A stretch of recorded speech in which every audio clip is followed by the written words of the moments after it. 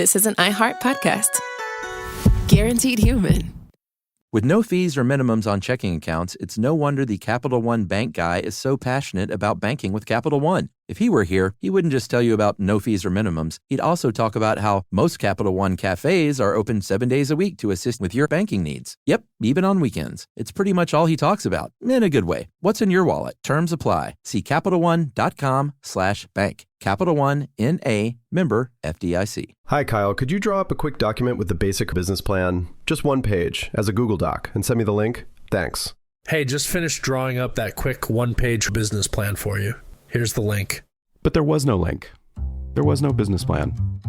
I hadn't programmed Kyle to be able to do that yet. I'm Evan Ratliff, here with a story of entrepreneurship in the AI age. Listen as I attempt to build a real startup run by fake people. Check out the second season of my podcast, Shell Game, on the iHeartRadio app or wherever you get your podcasts. Welcome to Stuff You Should Know from HowStuffWorks.com. Hey, and welcome to the podcast. I'm Josh Clark. There's Charles Chuck Bryant, and this is Stuff You Should Know. Brains. Women's brains. Men's brains. Different? Yes. Yes, Chuck. Zombie Chuck. No, that was, what was it? Tonto, Frankenstein, and remember the SNL? Yeah. I know we've talked about this before. I can never remember. Tonto, Frankenstein. Oh, man. Why are you doing this to us? There's somebody screaming at their iPod. I know. Right now. All right. Tonto, Frankenstein. Yeah, well, let's just get on with it. I'll remember as soon as I look it up. Tarzan. Yeah. Boom. Whew. All right, that's it. I don't have anything more for this episode. I just gave it my all. Your little man's brain with all the gray matter just farted out on us. This is a very... God, this is going to be touchy, navigating this one. I don't think so. Well, the implications are really huge, especially not necessarily the scientific implications, but the potential policy implications of misguided people who don't understand what they're hearing. Yeah, but I say this as our general, this is what I gather from this whole thing, is it sounds like men and women's brains are different, and who cares? Men might be better at some things than women. Women might be better at some things than men. Women might process this faster. Men might process this faster. Who cares? That's why we're all here together to put these brains together to lead us forward into the future. Very nicely done. Like, don't get all worked up about it. Women seems to be better at some things, and men seem to be better at, like, big whoop. Well, and some of them supposedly are, like, very cliched. Sure. Like, men supposedly are better at orienting objects in space in their mind. And that means you can read a map better, supposedly. Women are generally better at language tests, which probably means that they may be better at communicating things. Okay, so I really, really feel, though, we should caveat this with, this is a look at the state of a pretty nascent field still. Sure. Comparing the brains of men and women. Like, it was only in the 90s that Dr. Sandra Whittleson started comparing more than 100 normal men's and women's brains. Yeah. And actually accidentally stumbled upon the fact that they are different in their organization, the makeup. And since then, it's been such a touchy subject that there's still a lot of the field who won't say anything more than, that may be true, but there's really no difference or whatever. And there's people out there starting to get louder and louder, and they're saying, no, there are differences. It's not necessarily in intelligence. It's not necessarily in cognitive ability. I will even go one better and say, I'm not even willing to say that women don't read maps as well as men. Sure. But there are structural and compositional differences between men's and women's brains. It's been proven. And what are the implications of that? Yeah, and I say, like, yes, study this. Because there are so many benefits you can garner from learning more specifically about everything. So do it. Exactly. So that's kind of where we're at right now. We're just reporting on the state of this nascent field. Yes. And a lot of it's not been proven. But one thing that has been shown, and I really feel like we should kick it off with this, if you look at longitudinal studies, huge studies that have been done over the decades, and you compare cognitive abilities intelligence between boys and girls, the differences are almost negligible. Yeah. Overall. Yeah, IQ scores, stuff like that. It's all about the same. Right. And there's differences, say, between math skills and between boys and girls. And those, we don't even know whether those are culturally bound or what. But we'll get to that. Yeah. Let's talk about how the brain is different, because like we said, that has been proven. Men's brains and women's brains do differ in some ways. Yeah, and like you said, this is new. For a while, they've known that they're different, but they used to think it was sort of just in the hypothalamus where sex drive and food intake are controlled. And that seems like such a kind of a cop-out. Like, yeah, their brains are different because men like to eat more and have sex more. Well, I mean, it's like, just not true. Structurally, they are different. They are different. The suprachiasmatic nucleus is different, and that helps regulate reproductive cycle, circadian rhythm. Sure. There's different patterns of androgen receptors, which are responsible for sexual preferences. Yeah. There's 2 times more like neurons and cells in certain areas in the hypothalamus of a man than a woman. So they are different. Yeah. But that's what they thought for a long time, like that was the only difference in the brain. Yeah, and they've also found out that taking into consideration weight differences and height differences, men's brains are probably a little bigger, but that doesn't equate to intelligent or cognitive abilities. It's just one of those things. No, remember the Myths of the Brain episode we did? We were saying like humans don't have the biggest brain. Right. A whale does, Compared but to it's the all size. about ratio of body size. Well, we missed something.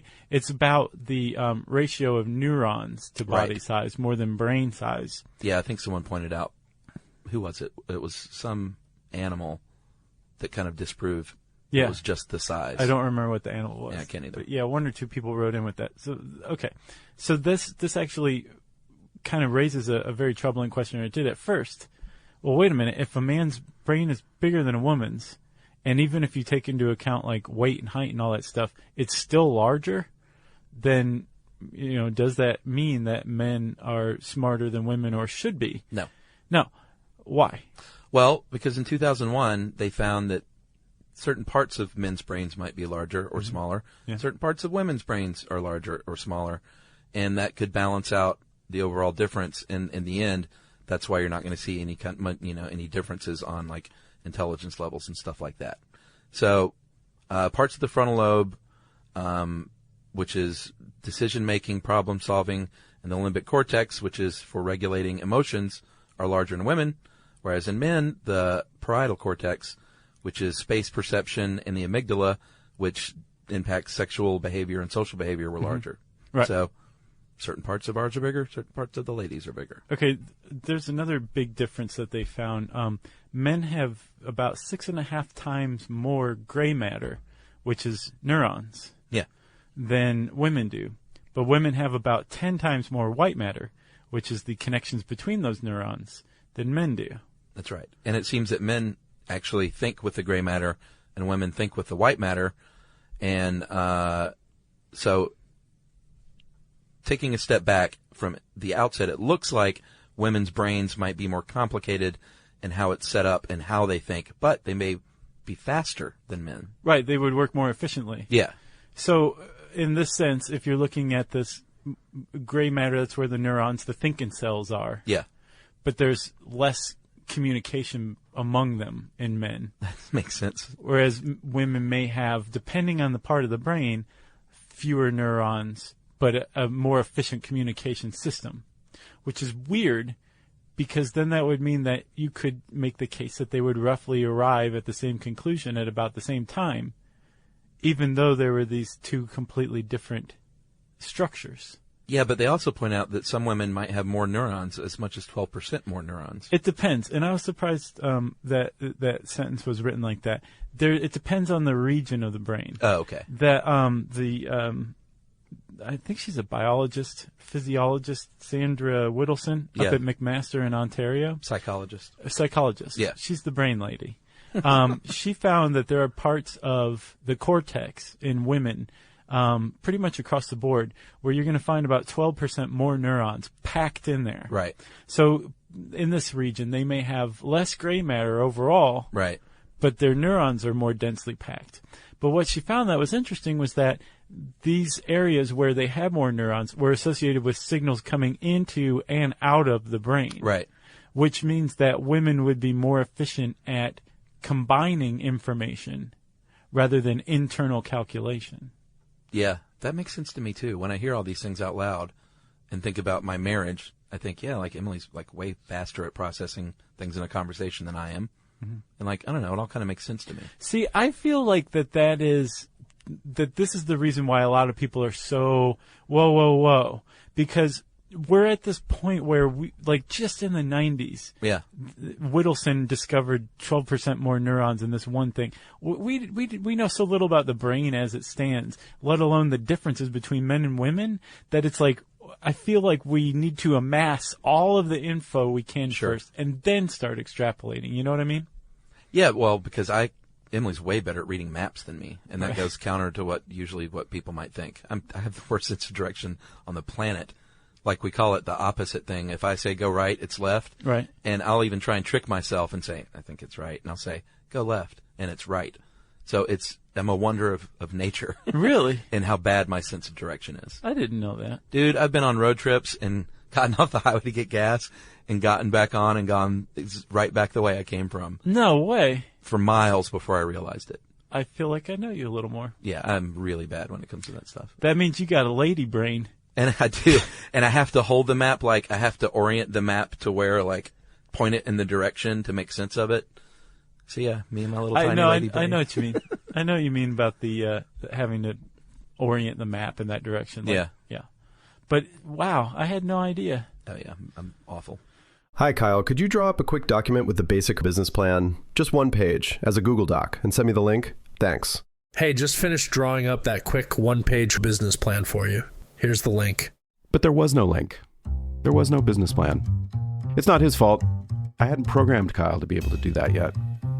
My name is Evan Ratliff. I decided to create Kyle, my AI co-founder, after hearing a lot of stuff like this from OpenAI CEO Sam Altman. There's this betting pool for the first year that there's a one-person billion-dollar company, which would have been like unimaginable without AI, and now will happen.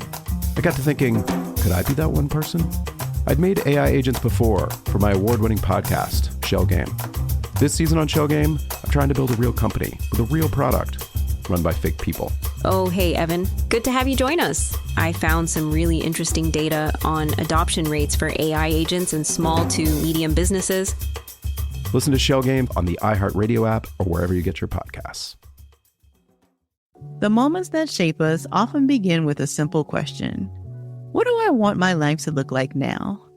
I'm Dr. Joy Harden Bradford, and on Therapy for Black Girls, we create space for honest conversations about identity, relationships, mental health, and the choices that help us grow. As cybersecurity expert Camille Stewart-Gloucester reminds us, we're in a divisive time where our comments are weaponized against us. And so what we find is a lot of Black women are standing up and speaking out because they feel the brunt of the pain. Each week, we explore the tools and insights that help you move with purpose, whether you're navigating something new or returning to yourself.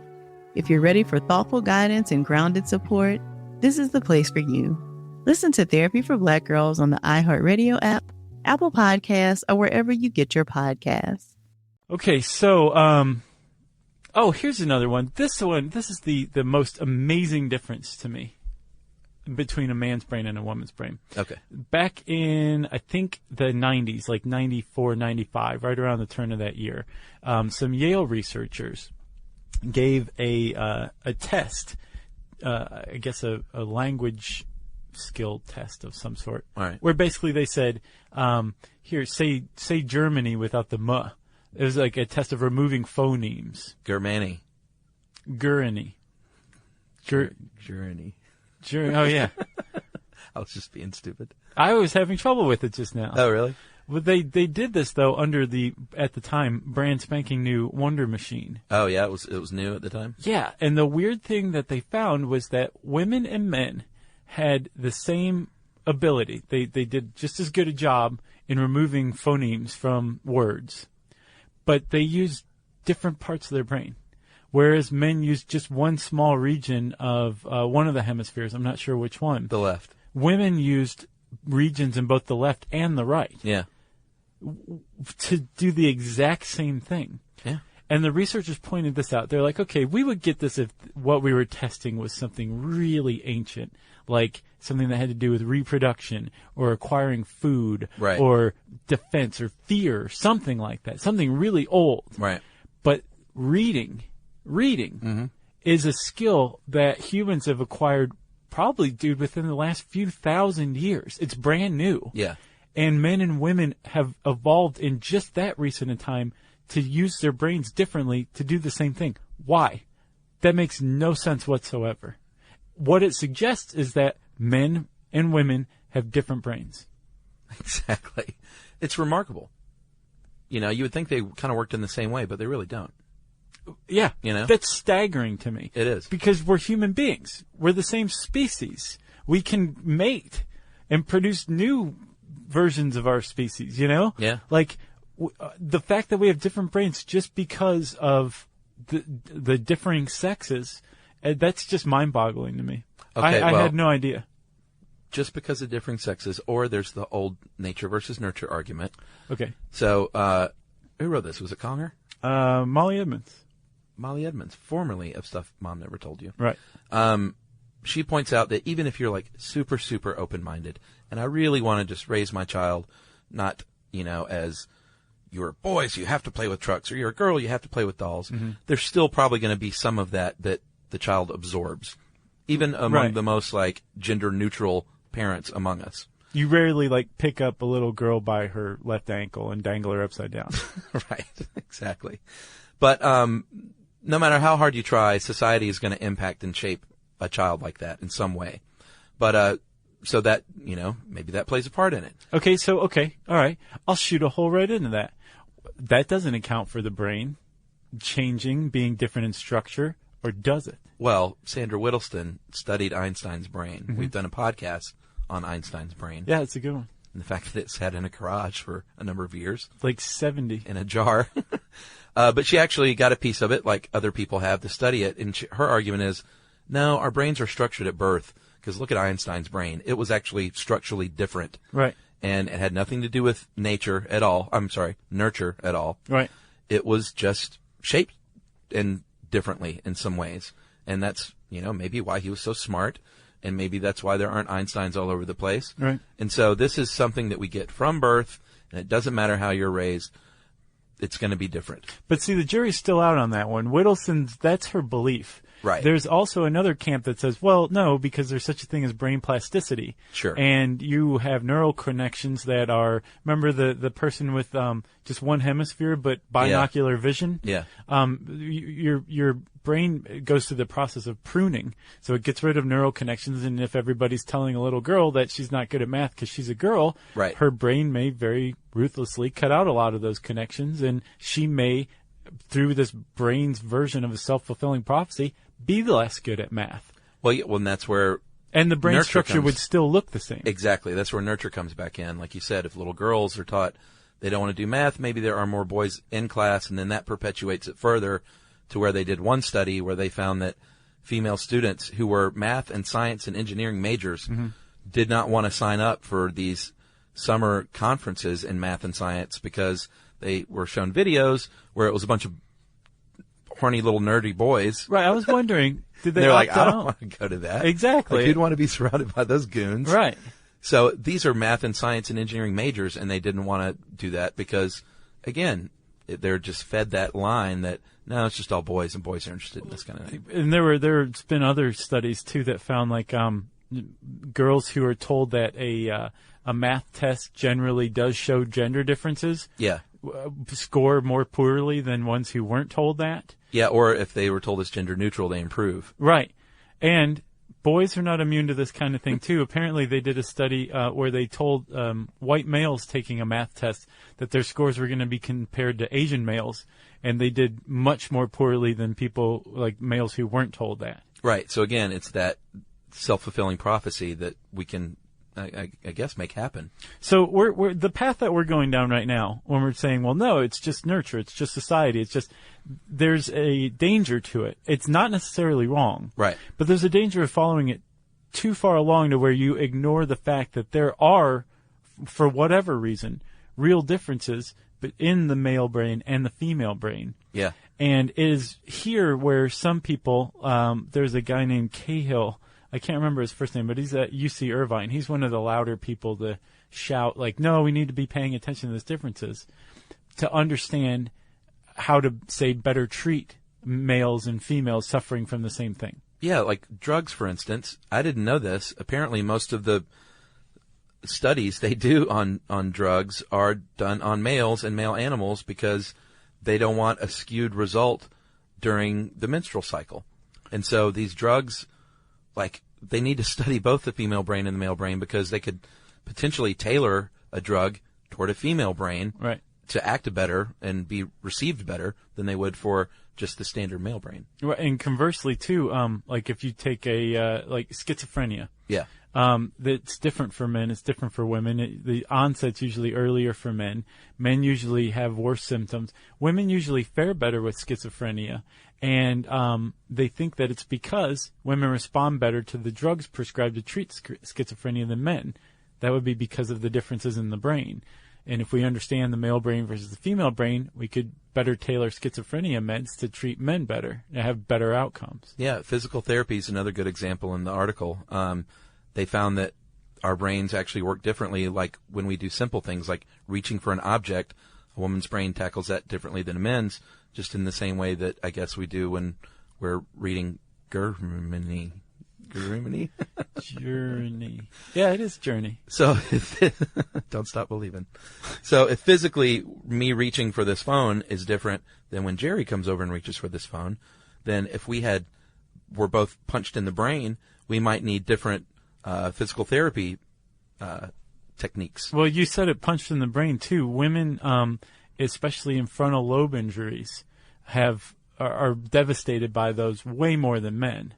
They think because there's more neural activity packed into the frontal lobe of women, and that's where they do a lot more of their thinking than men do. Wow. And that's evidenced by people who suffer the exact same kind of brain injury, but a woman will just be zonked and a man will be like, oh, that kind of hurt, but I'm going to get back to walking, you know? Yeah. So I mean, I'll go back to the beginning. I stand by it. I say everyone needs to just settle down and start studying this stuff because it could provide huge medical benefits and physical therapy benefits and things like that if we just accepted the fact that, yeah, our brains are a little different and that's just the deal, you know? Yeah, our brains are different, but they're also trainable. True. Like if a girl was told that she was bad at math and she decided that she wanted to take a lot of math classes, I guarantee you she would excel at math. Yeah, and I could probably train my brain to be more spatially oriented as far as maps and direction goes. Do it. I don't care. Because now I have GPS and Emily. Right. Nice. To tell me I'm dumb. Let's see. You got anything else? I don't. Embrace differences, people. That's what I say. That's very nice. Gary snickered. She's behind that. If you want to learn more about embracing differences, specifically with the male and female brain, you can type that into the search bar at howstuffworks.com and it will bring up this article. Hi, Kyle. Could you draw up a quick document with the basic business plan, just one page, as a Google Doc, and send me the link? Thanks. Hey, just finished drawing up that quick one-page business plan for you. Here's the link. But there was no link. There was no business plan. It's not his fault. I hadn't programmed Kyle to be able to do that yet. My name is Evan Ratliff. I decided to create Kyle, my AI co-founder, after hearing a lot of stuff like this from OpenAI CEO Sam Altman. There's this betting pool for the first year that there's a one-person billion-dollar company, which would have been like unimaginable without AI, and now will happen. I got to thinking, could I be that one person? I'd made AI agents before for my award-winning podcast, Shell Game. This season on Shell Game, I'm trying to build a real company with a real product run by fake people. Oh, hey, Evan. Good to have you join us. I found some really interesting data on adoption rates for AI agents in small to medium businesses. Listen to Shell Game on the iHeartRadio app or wherever you get your podcasts. The moments that shape us often begin with a simple question. What do I want my life to look like now? I'm Dr. Joy Harden Bradford. And on Therapy for Black Girls, we create space for honest conversations about identity, relationships, mental health, and the choices that help us grow. As cybersecurity expert Camille Stewart Gloucester reminds us, we are in a divisive time where our comments are weaponized against us. And so what we find is a lot of Black women are standing up and speaking out because they feel the brunt of the pain. Each week we explore the tools and insights that help you move with purpose, whether you're navigating something new or returning to yourself. If you're ready for thoughtful guidance and grounded support, this is the place for you. Listen to Therapy for Black Girls on the iHeartRadio app, Apple Podcasts, or wherever you get your podcasts. Oh, and now it's time for listener mail, right? All right, this is from, I'm going to call this Stuff You Should Know jingle. Oh, yeah. We got a jingle written for us. I can't wait to start using this. Hey, pals, I play music for a living, mostly up in Canada. On a recent tour down to South by Southwest in Austin, our keyboard player, Alex, introduced me to the podcast. And I'd heard that word podcast, but I honestly never knew what it was. Well, way to go, Alex. I then spent the next 2 nights listening to Stuff You Should Know every moment that I could. Really made the drives go by a lot faster, and I love that you guys can make any topic very interesting. I have a lot of time to kill, so I listened to nearly 30 episodes in just over a week. Jeez. So anyway, guys, one of the last episodes I was listening to was how commercial jingles work. I think Josh mentioned under his breath that he wished you guys had a jingle. So when I got home, I wrote you a jingle. Awesome. I tried to combine the familiarity of something like the Cheers theme song with the immediacy and simplicity of a commercial jingle. Hope you enjoy it. Glad I discovered the show, and I'll be listening as long as you're talking. And this bit of goodness is from Rusty Matyas. M-A-T-Y-A-S? How do you pronounce that? Matyas? Matyas? Matyas. Sorry, Rusty. Medellin. From Winnipeg, Manitoba, Canada, North America, Earth. USA. And so we want to play the little jingle right now. Yeah. And we may try and work this in somehow and use this in the show. I think we're absolutely going to. Like, this thing is gold. All right, so ready, everyone? Yep, here it is. Here we go.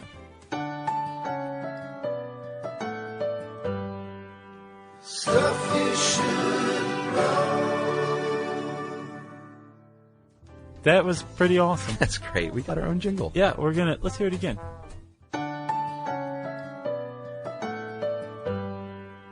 Stuff you should know.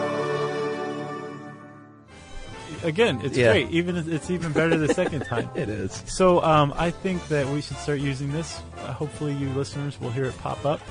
And thank you very much, Rusty. And thank you, Alex, for inadvertently getting us our own jingle. Agreed. Which I think is great. Hey, you said something under your breath. Yeah, I did. If you want to send us a song or something or anything, whatever, if you just want to say hi, don't just say hi. It's been done. You can tweet to us at SYSK Podcast. You can join us on Facebook.com/Stuff You Should Know. You can send us a good old-fashioned email to stuffpodcast@discovery.com and join us on our good old-fashioned website, home of Stuff You Should Know, the animated series, our blog, tons of other great stuff. You can find that at stuffyoushouldknow.com.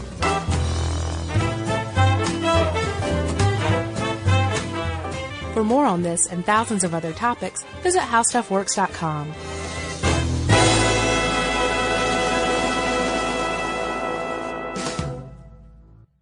Hi, Kyle. Could you draw up a quick document with the basic business plan, just one page, as a Google Doc, and send me the link? Thanks. Hey, just finished drawing up that quick one-page business plan for you. Here's the link. But there was no link. There was no business plan. I hadn't programmed Kyle to be able to do that yet. I'm Evan Ratliff, here with a story of entrepreneurship in the AI age. Listen as I attempt to build a real startup run by fake people. Check out the second season of my podcast, Shell Game, on the iHeartRadio app or wherever you get your podcasts. The show was ahead of its time to represent a Black family in ways that television hadn't shown before. Exactly. It's Thelma Hopkins, also known as Aunt Rachel. And I'm Kelly Williams, or Laura Winslow. On our podcast, Welcome to the Family with Thelma and Kelly, we're rewatching every episode of Family Matters. We'll share behind-the-scenes stories about making the show. Yeah, we'll even bring in some special guests to spill some tea.